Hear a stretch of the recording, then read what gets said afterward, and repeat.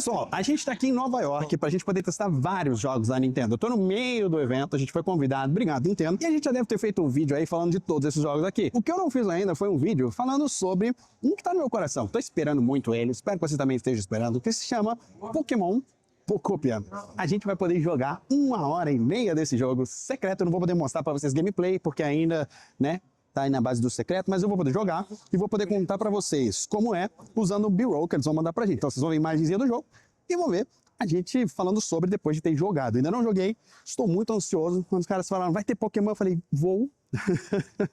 E cá estamos. Então, espero que vocês gostem desse vídeo. Obrigado mais uma vez, Nintendo, pela sua oportunidade. E vamos lá jogar e falar sobre Pokémon Pocopia. É o jogo de Pokémon Fazendinha, que tá pra chegar aí também esse ano, que a gente vai trazer gameplay aqui pro canal. Bora lá?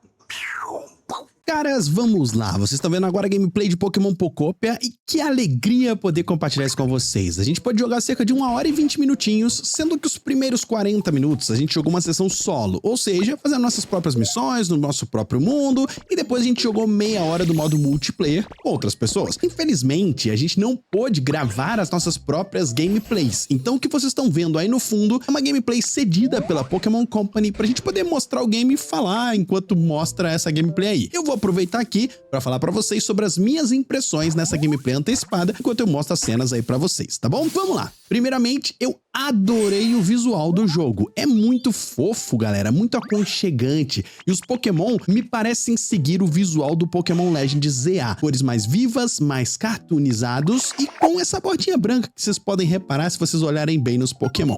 E eu gosto muito desse visual, eu acho que Pokémon tem que ser por aí mesmo, especialmente comparado com o visual, por exemplo, de Scarlet e Violet, que tenta colocar umas texturinhas nos Pokémon e fazer um negócio mais sério. Eu queria saber o que vocês acham sobre isso, mas eu adoro essa direção de arte mais cartoonizada, acho que tem mais a ver com a franquia.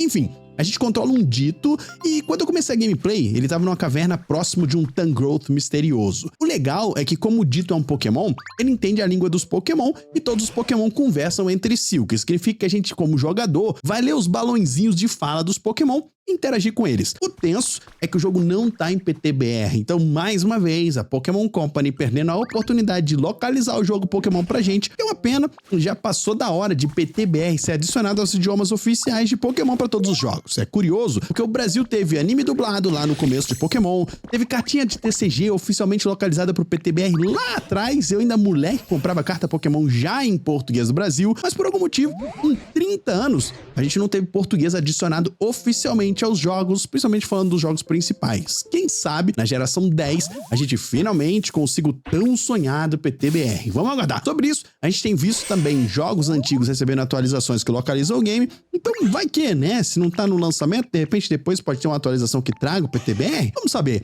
Pokémon Day é agora dia 27 de fevereiro e a gente tem um evento provavelmente que traz um monte de novidades de Pokémon. Ano passado eles anunciaram aí o espanhol latino-americano, que também não tinha suporte. Quem sabe agora seja a vez do PTBR, né? Já tá passando da hora, tomara que seja algo que aconteça. Eu fico torcendo muito. Mas eu tô saindo aqui do assunto, vamos voltar aqui pra como é que tá o jogo, tá, galera? O Ditto foi uma boa escolha porque é um Pokémon que se transforma e se adapta. Ele conversa com esse Tangrowth misterioso e o jogo nos apresenta seu primeiro mistério. A gente tá em uma região devastada, onde humanos e Pokémon sumiram e não sabemos ainda o motivo. O Tangrowth, então, fala umas paradas bem sinistras pra gente, tipo, você tem saudades do seu ex-treinador, você lembra da cara dele, de como ele era, e papapá, e tudo mais. E eu fiquei meio assim, né? Eu não sei se eu tô feliz, eu tô meio triste por esse passado meio cabuloso. Ele pergunta se a gente se lembra do treinador e tal. Dá a entender que algo bem tenso aconteceu ali e a gente fala que lembra um pouquinho do nosso treinador, libera o editor de personagens, onde a gente customiza o nosso visual inicial e o Ditto toma uma forma como se fosse um humanozinho ali com a cara de Ditto. Aí, e como a gente escolher tipo de corpo, cabelo, roupinhas e tudo mais, mas pelo menos ali no início a variedade não é muito grande não, tá? Eu fico me perguntando se a gente vai abrir mais possibilidades de roupinhas e cabelos, etc., ao longo da nossa gameplay quando a gente for descobrindo mais itens. Beleza? A gente sai da caverna e encontra um Squirrel muito na pindaíba, cara. O Squirrel tá lá bem destruído. Eu acho que eles não mandaram B-roll mostrando esse momento do Squirrel pra gente, mas ele tá lá lascadíssimo, desidratado, pedindo água. E aí, o Ditto usa suas habilidades pra copiar a habilidade de jato de água do Squirrel, e aí a gente aprende a primeira habilidade do jogo, que é usar o jato d'água. E aí usa o jato d'água no Squirrel e recupera ele, tadinho. Ele tava precisando de água, recebeu água, tá show de bola. Aí o Tangrowth Tangrowth fica muito empolgado porque não tinha Pokémon nenhum ali naquele local e agora, contando com a gente, com o Squirrel, tem 3 Pokémon. Então a gente pode usar o jato de água no chão para recuperar o solo, que deixa de ser árido e vira uma graminha, nos matinhos secos para ele poder virar uma graminha verde, como aquelas que a gente tá acostumado de grama alta que aparece Pokémon. E assim, a gente vai fazendo e vai entendendo logo que o jogo funciona através de pequenos biominhas, tá? Pequenos biomas. E a gente também, por algum motivo, tem uma Pokédex do nosso ex-treinador. Então o Ditto vai computando tudo o que ele vê e cataloga tudo ali na Pokédex, que é a nossa fonte de informação do game, tá beleza? Como é que funciona o jogo? A gente cria mini biominhas, vou chamar de mini biomas, porque vocês vão entender vendo a gameplay de fundo aí. Que é o seguinte, você coloca algumas coisinhas ali que vão ter chance de atrair um Pokémon. Por exemplo, se eu coloco 4 matinhos próximos um do outro, eu já crio ali um mini bioma de matinho. E esse matinho vai poder atrair alguns Pokémon diferentes específicos, que a Pokédex vai falar ali, vai deixar meio que no misterinho, vai mostrar a silhueta deles e tal. E ela vai mostrar pra gente que você pode atrair aqueles Pokémon. É aleatório. Pode vir, pode não vir, pode vir alguma coisa mais rara, né? Dá pra atrair um Pokémon mais raro, só que como é raro de atrair. Vocês entenderam, né? O Bulbasauro vai ser o próximo Pokémon que aparece quando a gente libera o primeiro mini bioma, jogando jato d'água em matinho seco. E aí, com isso, o Ditto copia o golpe Leafage dele. Só que por algum motivo, quando o Ditto usa o Leafage, o Bulbasauro até menciona isso, fala, ué, eu uso o Leafage e tá diferente em você e tal. Vai nascer uma graminha no chão.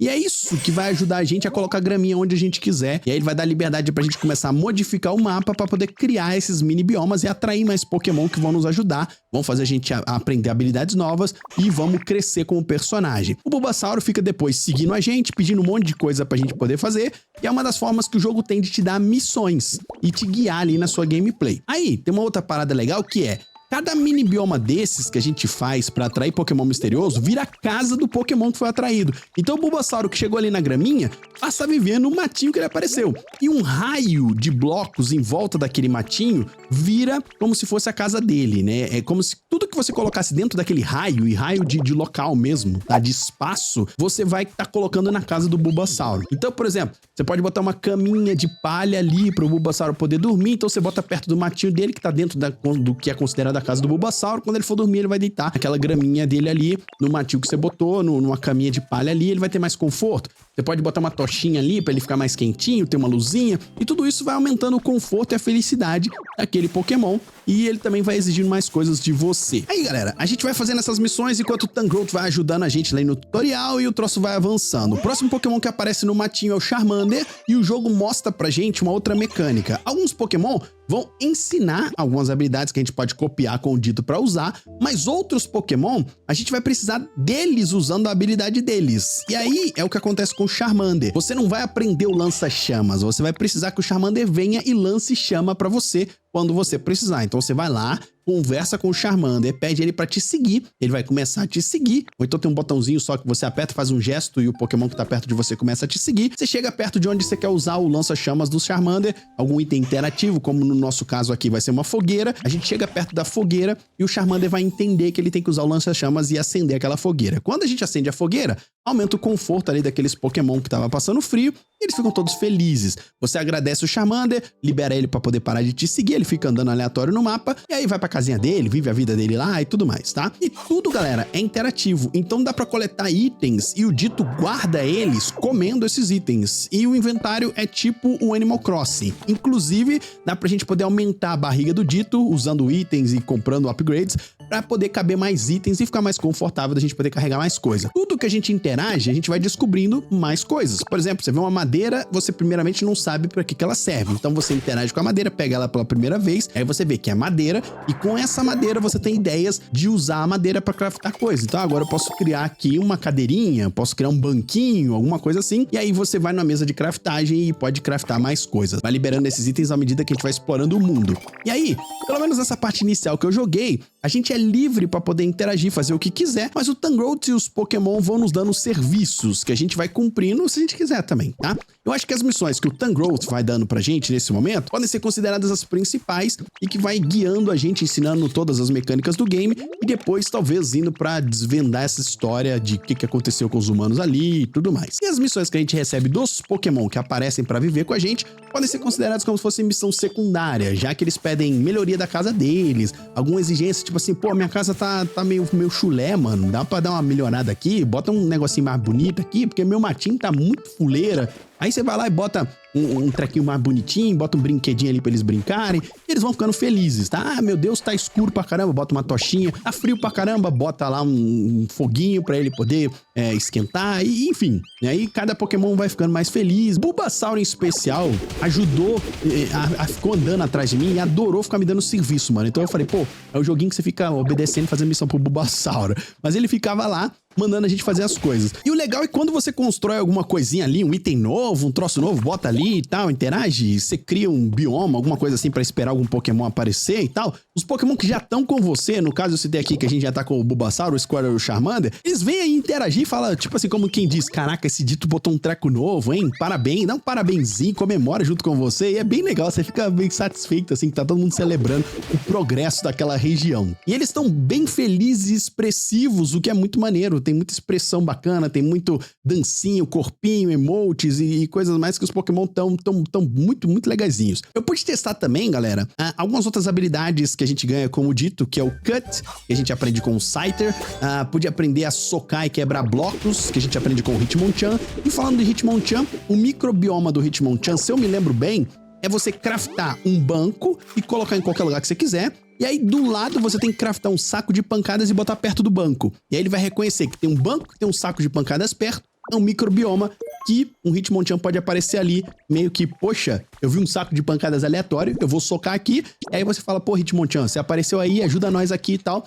e aí ele vai entrar pra sua cidadezinha, te ajudar e te ensinar a dar soquinho, beleza? E é legal mencionar isso porque a gente vê que os microbiomas fogem de matinho, você pode fazer um que é uma pedra, matinho, então você bota uma pedra e 4 matinhos em volta, e aí já vira um microbioma diferente. Você pode fazer um microbioma de florzinha, e aí vira um microbioma que atrai Pokémon tipo combi, uns insetos e tal. Você pode fazer matinho na frente do laguinho, que aí você pode atrair ali uns Pokémon aquáticos que tem interesse. Você pode fazer, por exemplo, craftar uma vara de pesca e botar perto da parada que vira um microbioma pra pegar, tipo, talvez um Magikarpa da vida. Então vocês vão entendendo aí que a nossa craftagem e o jeito que você coloca os itens pode criar esses microbiomas que vão atrair Pokémon aleatórios que podem chegar ali e vão incorporando a sua gameplay, o que é muito legal. Eu me surpreendi com a quantidade de Pokémon que apareceu nesses 40 minutos que eu joguei. O legal é que pra cada bioma, ou por cada bioma poder trazer vários Pokémon aleatórios, os Pokémon que apareceram no meu mapa e pra minha gameplay foram diferentes dos Pokémon que apareceram no mapa do cara que tava testando o jogo do meu lado, sacou?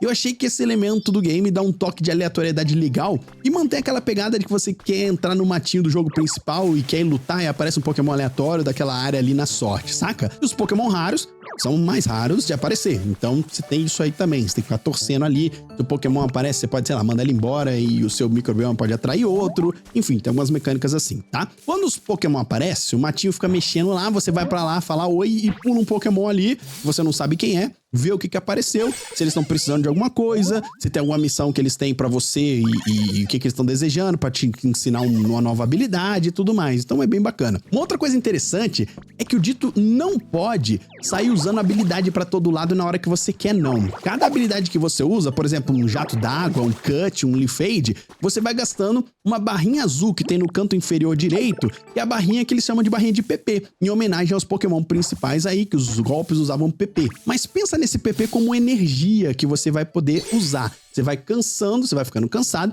Para recuperar sua barra de energia, você precisa comer frutinha que você acha nas árvores. Você pode dar um headbutt na árvore que tem uma frutinha e pegar a frutinha.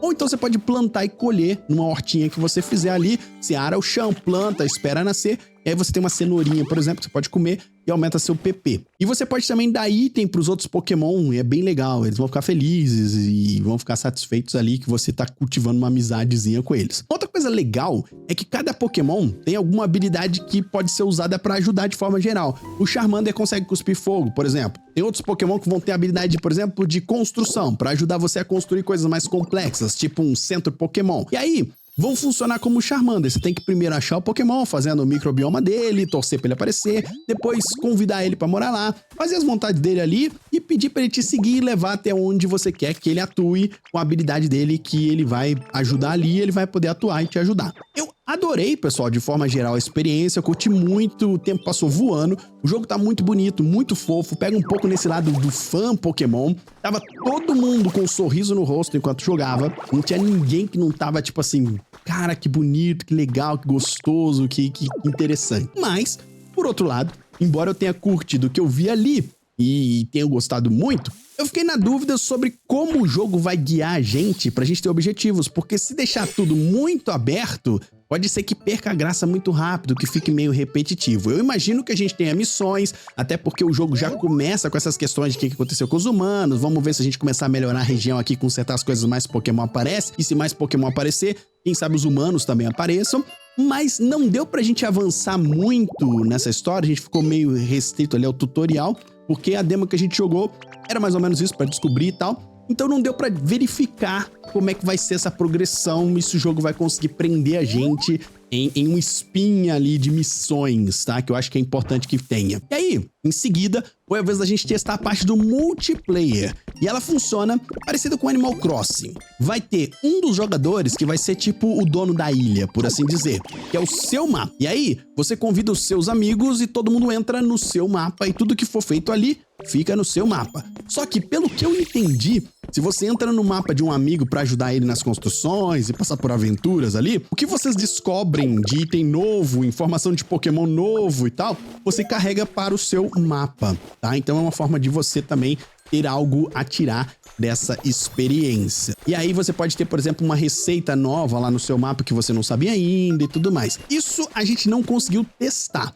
mas as pessoas que estavam lá para dar informação sobre o game chegaram a mencionar um pouquinho sobre essa mecânica. E aqui, a gente também no multiplayer podia trabalhar em equipe para modificar o mapa e tinha um centro Pokémon quebrado pra gente construir se a gente quisesse. Para construir o centro Pokémon novamente, ele tava quebradinho ali, a gente tinha uma lista de itens e de Pokémon que precisava para trabalhar e aquilo ali funcionar. Então vamos dizer que a gente precisava de um Timbur que tem a habilidade de construir. Aí você tem que achar um Timbur, fazendo o bioma dele, e pode aparecer e tal, torce pra dar bom.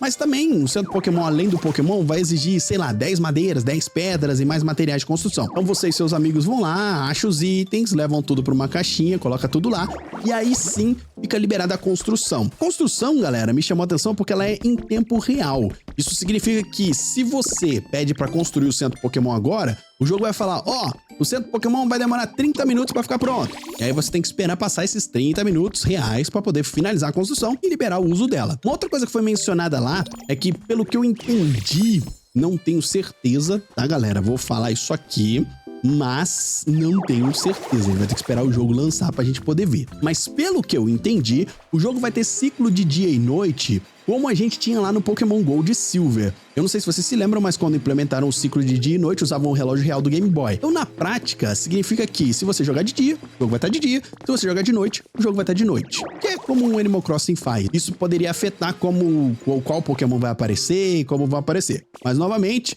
não levem isso aqui como oficial. Foi alguém que mencionou isso ali lá e eu não tenho certeza. Tô falando aqui pra vocês, mas vamos esperar, tá bom? Nessa parte multiplayer, eles carregaram um save novo com o nosso personagem mais evoluído. Então o nosso Ditto, ele tinha umas habilidades a mais.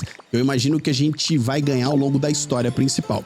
Nosso Ditto, por exemplo, podia virar um Lapras e nadar nos blocos de água, e podia virar um Dragonite e dar um pulinho mais alto, e também podia planar um pouquinho se a gente segurasse o botão. Essas habilidades estão mais ligadas à mobilidade do nosso personagem, e não necessariamente à alteração do mapa, pra gente poder atingir áreas mais altas ou nadar sem precisar ficar construindo ponte. E aqui, no multiplayer, como a gente tava na vibe de conhecer e testar o jogo, a gente não trabalhou junto, todo mundo jogando ali com objetivo nenhum em comum. Ficou meio que cada um para um lado, testando, fazendo o que quisesse, porque a gente tinha pouco tempo ali, né? Então, vamos que vamos. Então eu não sei bem o quão divertido e interativo vai ser esse modo, mas foi bem legal ver todo mundo andando ali no mapa, modificando, achando Pokémon, interagindo e vivendo suas próprias aventuras. Eu acredito que pra galera que joga com amigos, jogar o jogo junto deve ser uma experiência bem gostosinha. Eles disseram que, assim como o centro Pokémon quebrado que a gente pôde trabalhar junto para construir, a gente ia ter outras construções completas que a gente podia criar com materiais e Pokémon, e entrar, interagir, botar lá outros itens dentro, criar nossa própria nossa casinha lá, sei lá, botar no dentro do centro Pokémon você podia colocar as coisas que você quiser, enfim. Mas também daria pra gente usar os blocos e construir manualmente algumas coisas que a gente quisesse. Eu vou especular aqui nesse momento, tá, caras? Porque foi o que eu comecei a ver lá. Mas eu não sei se vocês se lembram de Dragon Quest Builders, um jogo que a gente fez gameplay aqui no canal. Vou deixar no izinho aí pra vocês, porque ele é muito divertido. E quem tá fazendo Pokémon Pocopia é a galera que fez o Dragon Quest Builders. Então, eles já entendem um pouco desse tipo de jogo e tem uma proposta ali que a gente pode olhar pra trás e tentar especular algumas coisas. O que que acontece? Em Dragon Quest Builders, eles trabalhavam com a noção de permitir que a gente construísse as coisas do jeito que a gente quisesse, e o jogo pedia alguns itens mínimos para reconhecer a nossa construção como alguma coisa especial. Por exemplo, você quer construir uma casa? Tem que ter, então, por exemplo, vamos dizer, 4 blocos por 4 de tamanho, a construção que você está fazendo, pelo menos 4. Você quer fazer 20 por 20, pode fazer também. Tem que ter teto, você tem que ter uma porta, você tem que craftar e botar lá, e dentro tem que ter uma cama e uma mesa. Quando você faz a porta, teto, a construção do tamanho que você quer, bota uma cama e uma mesa, o jogo identifica aquilo ali que você fez como uma casa. Assim, você pode construir do jeito que você quer, e aí você pode, tendo os requisitos, mandar algum personagem viver naquela casa, tá? E aí ele vai identificar aquilo ali a casa e o personagem vai começar a morar ali. Eu acho, pelo que vi no Pocopia, que a gente tenha uso de uma mecânica relativamente similar. Para os microbiomas é muito parecido com isso, tá? Mas para as construções que a gente não pôde testar, eu imagino que pode seguir nessa direção aí para dar pra gente a liberdade de construir e interagir como quiser, ao mesmo tempo que dá pro jogo a capacidade de reconhecer o que a gente tá construindo e permitir as interações. Então, vamos ver. De forma geral, foi muito legal o tempo que eu passei com o jogo, achei muito divertido, a gente não viu quase nada ainda, apesar de ter jogado 1h10. Eu acho que a gente vai ter muito mais surpresas e que pode ser que a gente tenha sim um jogo Pokémon especial aqui. O meu maior receio mesmo é como que vai ser a campanha, se a gente vai ter uma campanha, quanto tempo vai durar, porque um jogo assim precisa de um direcionamento pra gente poder ir evoluindo e avançando até zerar, pra não ficar repetitivo rapidamente. Ele não é um jogo como um Stardew Valley ou um Minecraft que você é jogado lá e faz o que você quiser. Ele é um jogo com uma experiência mais RPG, mais guiada, apesar de te permitir ter uma liberdade de interagir como você quiser. A boa notícia é que o jogo lança em 5 de março, uma semaninha depois do Pokémon Day, que rola em 27 de fevereiro, e a gente deve ter um Pokémon Presents mostrando muito mais do Pocopia, e quem sabe até essa demo aí para todo mundo poder jogar e curtir, já que anunciaram que vai ter demo em alguns eventos europeus ao longo da próxima semana. E claro, vamos fazer gameplay aqui no canal, sintam-se convidados a estar conosco em mais uma aventura Pokémon. Eu tô empolgadão, saí empolgadão da experiência, eu tô torcendo muito pra esse jogo ser bom. Eu sonho com Pokémon Fazendinha desde que eu jogava Pokémon Yellow lá atrás, e eu fui jogar Harvest Moon no Super Nintendo e falei, poxa, podia fazer um Pokémon Fazendinha, e nunca fizeram. O Pocopia é o mais próximo desse sonho, e a gente chegou, então eu tô torcendo muito por ele. Vou ficando por aqui, espero que tenham gostado do vídeo, me fala o que vocês acharam e as expectativas de vocês, deixa like, compartilha o vídeo com amigos, se inscreve no canal. Obrigado mais uma vez, Nintendo, pela experiência, por a gente ter podido ir lá em Nova York testar antecipado tanto jogo. Veja o nosso vlog de viagem testando os outros jogos, vou deixar aqui pra vocês. Inclusive o YouTube tá mostrando aí vídeos que vocês talvez curtam. Clica neles, assiste, obrigado por assistir, se inscreve no canal, a gente se vê, até o próximo vídeo e tchau!